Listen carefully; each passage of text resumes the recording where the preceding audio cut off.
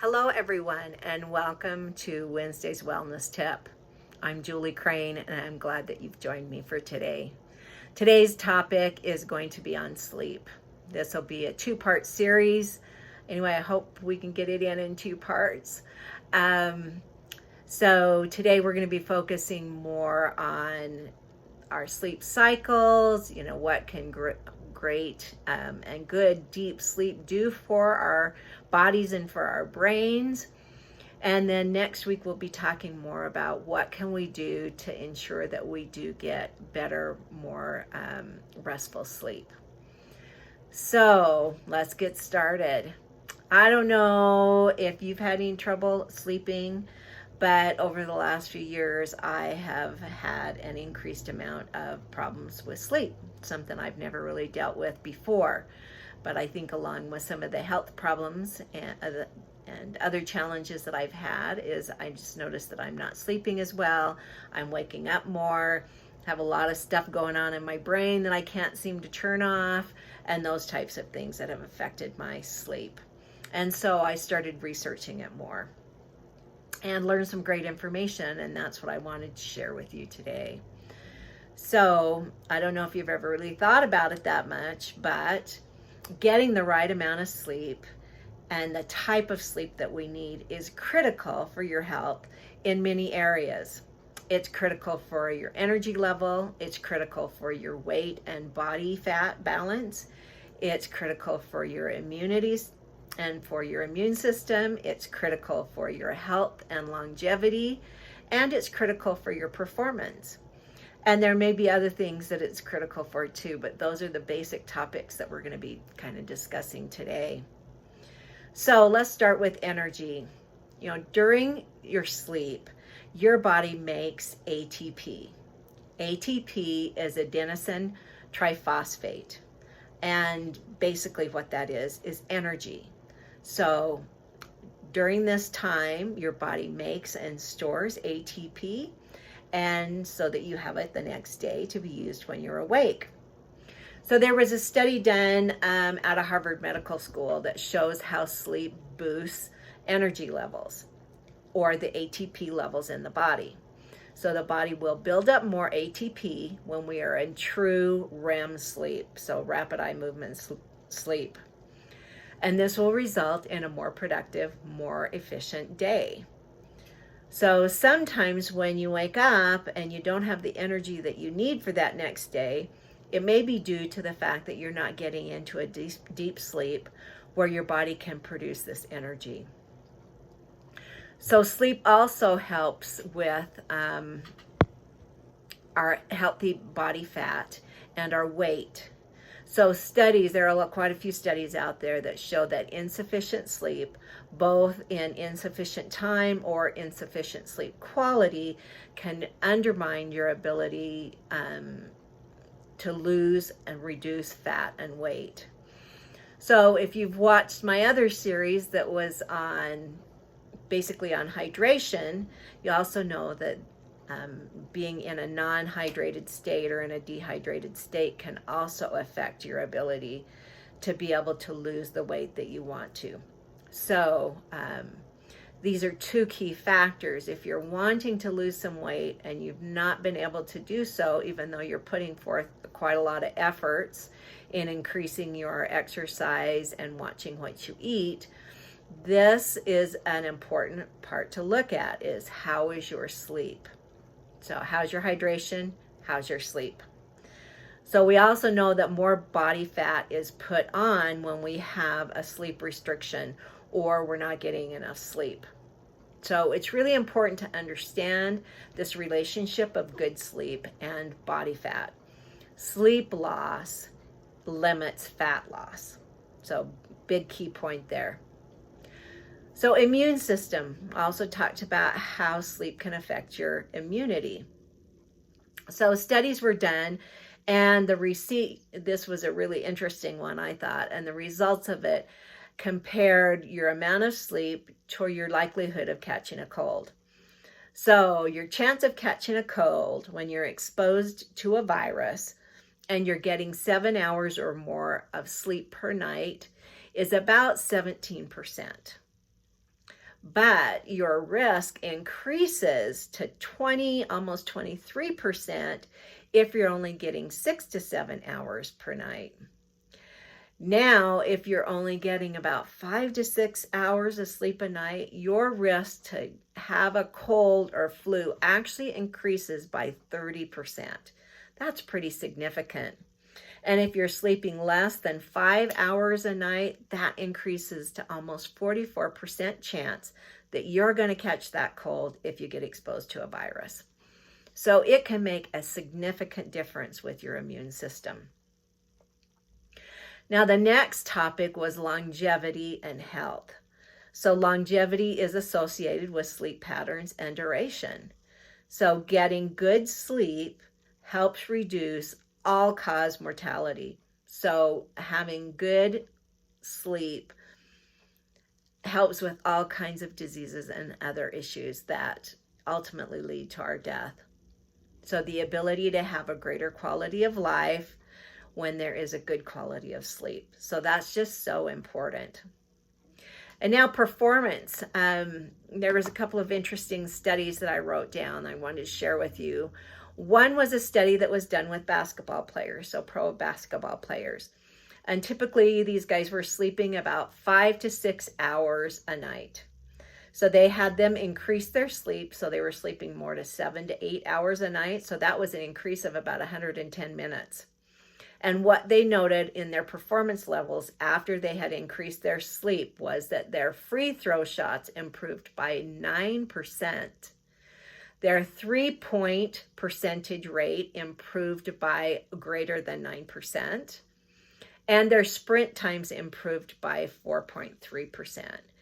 So for a professional basketball player, an increase of 10%, almost 10% in performance is huge.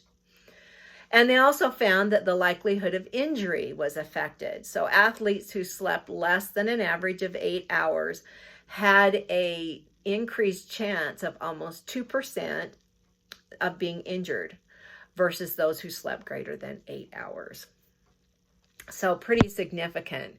Another really interesting study was done with the military and with snipers. So in snipers' performance. So what they found was those ones that slept and had at least 8 hours of sleep, that they had an accuracy rate of 99.9%, so almost 100%. Now, when they reduced that and only got about 7 hours of sleep, their accuracy rate decreased to about 90%. Now, this next one I found pretty amazing. When they decreased their sleep 1 more hour, so basically 6 hours a day, their accuracy rate dipped to 60%. Wow.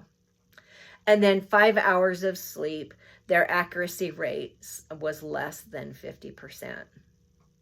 And while I realize that most of us are not professional basketball players, nor are we military snipers, I think that this just really shows the importance of how getting the right amount of sleep and can really affect your performance. So our performance may be more as parents, relationships at home, work performance, activities outside our work, all those kinds of things. And they can be improved when we ensure that we get enough sleep. So our circadian cycle of sleep is really important. And so I kind of want to talk about that a little bit and just share a little bit of information. So there are 3 stages of non-REM or non-rapid eye movement sleep. And then there is 1 stage of rapid eye movement sleep. And we cycle through these. So the first stage is a non-REM cycle. This is the first stage of the sleep cycle, and it's a transition period between wakefulness and sleep. So if you awaken someone during this stage, they might report that they really weren't asleep at all. But they are. They're in the first stage. So during stage 1 sleep, the brain begins to slow down. The heart rate, eye movements, and breathing all slow down. Your body relaxes. Now your muscles may twitch, but that's just as they progress into this relaxation. So this brief stage lasts only about 5 to 10 minutes. And at this time, the brain's still pretty active and it will be producing high amplitude theta waves. So theta waves are slow brain waves that occur mostly in the frontal lobe of the brain. Next is a non-REM stage 2. And according to the American Sleep Foundation, people spend approximately 50% of their total sleep time during this non-REM stage 2. Now, this particular stage lasts about 20 minutes per cycle. And during this time, you're going to become less aware of your surroundings. Your body temperature is going to drop. Your eye movements stop. Your breathing and your heart rate become more regular. Now your brain's going to begin to produce bursts of rapid rhythmic brainwave activity, which are called sleep spindles. Now sleep spindles are believed to be a feature of memory consolidation. So when your brain gathers, processes, and filters these new memories that you acquired during the previous day. And it's important in this consolidation as it moves from your short-term memory into your long-term memory. So just kind of an interesting note is what they found is sometimes when people think that they may be entering the early stages of like dementia or Alzheimer's because they feel like they're forgetful and they can't remember things, is oftentimes this can be due to a sleep deprivation. And they're not really getting into this stage 2 sleep and probably not into REM sleep either. And so the body is not storing the memories. So it's really actually more of a factor of sleep. So this is something to consider if you're starting to feel like you're getting forgetful or there are things that you're not remembering. So anyway, while we're in this stage 2, the body slows down in preparation for the non-REM stage 3 sleep and the REM sleep, which are the deeper sleep cycles. And this is during the time that the body repairs, restores, and resets for the coming day. So your non-REM stage 3 is where there are slow wave sleep or deeper sleep. This deep, slow brain wave is known as a delta, and it begins to emerge during this non-REM stage 3 sleep. So this is often referred to as delta sleep. It is a high amplitude but low wave, and this is a period of deep sleep where noises or activities in the environment may fail to wake that sleeping person. If you're not getting enough of this stage of sleep, you're often waking and not feeling refreshed. So if you're getting enough of this, you will wake up and you'll feel refreshed and ready for the day. So during this stage 3 non-REM sleep, your muscles are completely relaxed, your blood pressure drops and your breathing slows, and you start to progress into the deepest sleep. It's during this stage that the body starts its physical repairs. Meanwhile, the brain is consolidating more declarative memories. For example, things like general knowledge, facts and statistics, personal experiences, and other things that you've learned. Growth hormone gets secreted during this stage of sleep. So this is your fountain of youth. And so that's why it's so important that we are able to get the appropriate amounts of this stage 3 sleep. As we age, the slow wave sleep decreases. So we typically spend about 22% of our sleep in this stage, but this decreases as we get older until it actually reaches 0% in our 60s and 70s.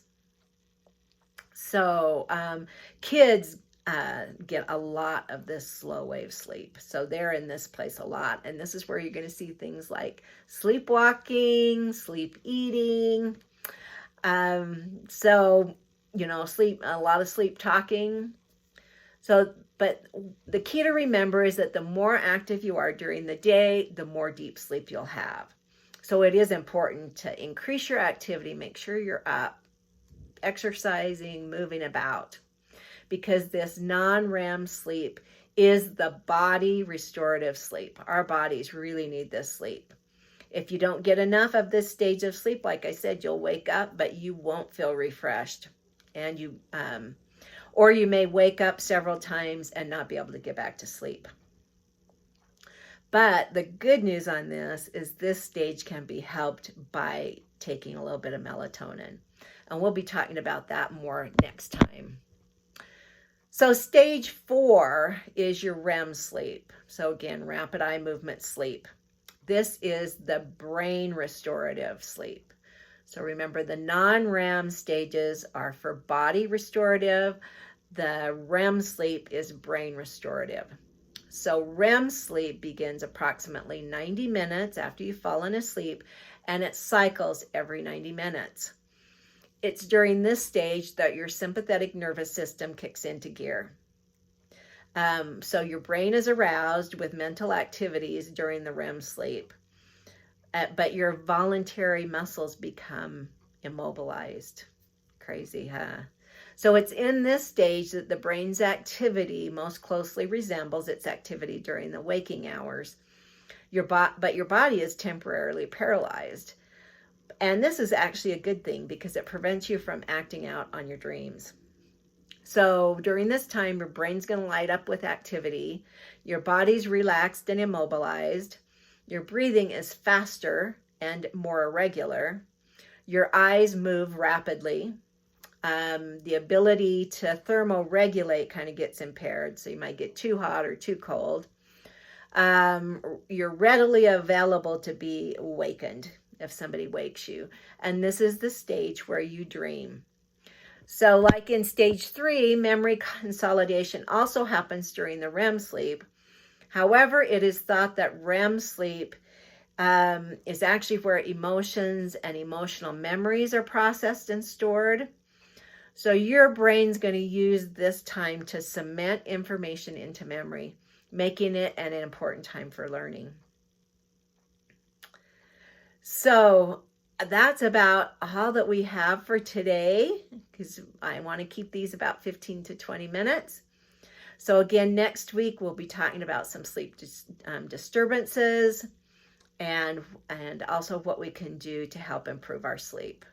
So I hope you had enjoyed this topic, and we'll see you again next time. Thanks.